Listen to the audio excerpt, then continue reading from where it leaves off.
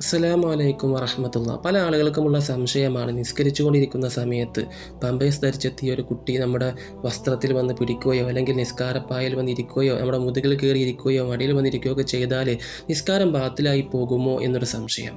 പല ആളുകളും കുട്ടിയെന്ന് വന്ന് തൊട്ടാൽ തന്നെ നിസ്കാരം ബാത്തിലായി എന്ന് പറഞ്ഞു പോകുന്ന ആളുകളുണ്ട്.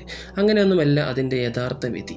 പമ്പേഴ്സ് ധരിച്ച കുട്ടിയാകുമ്പോൾ തന്നെ നമുക്കറിയാമല്ലോ, ചിലപ്പോൾ അതിൽ മൂത്രമുണ്ടാകും, കാഷ്ടമുണ്ടാകും.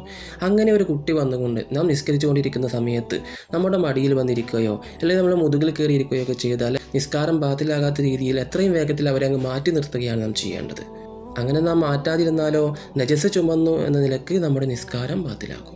ഇനി അതല്ല, കുട്ടി വന്നിട്ട് നമ്മുടെ വസ്ത്രത്തിലൊന്നും തൊട്ടിട്ടുള്ളൂ, അല്ലെങ്കിൽ ആ കുട്ടിയോ മുസലിലൊന്നും ഇരുന്ന് എണീറ്റ് പോയിട്ടുള്ളൂ, നജസ്സെല്ലാം പമ്പേഴ്സിൽ തന്നെ ഉണ്ട്, അതൊന്നും അവിടെ ആയിട്ടുമില്ല എന്നെങ്കിൽ നമുക്ക് നിസ്കാരത്തിനൊരു കുഴപ്പവുമില്ല. പാമ്പേഴ്സ് ധരിച്ചെത്തിയ കുട്ടി ആ കുട്ടി അവിടെ ഇരുന്നത് കൊണ്ടോ അല്ലെങ്കിൽ നമ്മുടെ അടുത്ത് വന്നത് തൊട്ടത് കൊണ്ടോ നമ്മളെ ഒന്ന് വസ്ത്രത്തിമേ പിടിച്ച് പോയത് കൊണ്ടൊന്നും നിസ്കാരം ബാത്തിലാകില്ല. നമ്മൾ ആ കുട്ടിയെ ചുമക്കുന്ന രീതിയിലായി കഴിഞ്ഞാലാണ് നമ്മുടെ നിസ്കാരത്തെ അത് ബാധിക്കുകയുള്ളൂ. അത് വളരെയധികം ശ്രദ്ധിക്കണം. അല്ലാഹു സുബ്ഹാനഹു വ തആല ധാരാളം അറിവ് തന്നനുഗ്രഹിക്കുമാറാകട്ടെ.